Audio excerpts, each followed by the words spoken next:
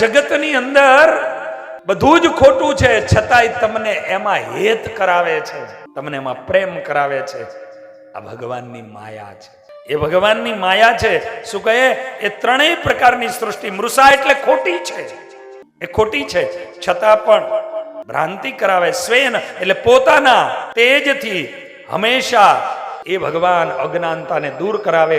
ભગવાનના સાનિધ્યમાં જાઓ તો જ આ અજ્ઞાનતા દૂર થાય કે આ મારું નથી, આ મારું છે.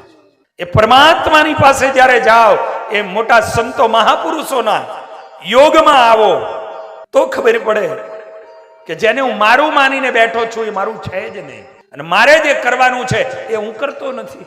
અને એટલા માટે કીધું કે મોટા મોટા વિદ્વાનો પણ આમાં મોહિત થઈ જાય છે. પણ આ બધું જ કોઈ હોય એવા કોણ છે? ભગવાન સ્વયં સત્યમ પરમ ધીમહિ સત્ય સંકલ્પ, એવા ભગવાન છે. પરમાત્માનું સ્વરૂપ એક જ છે. જ્યારે જ્યારે જેવી જેવી જરૂરત પડી એ પ્રમાણે અવતારો લઈ લઈને આવ્યા. એના અલગ અલગ નામ થયા.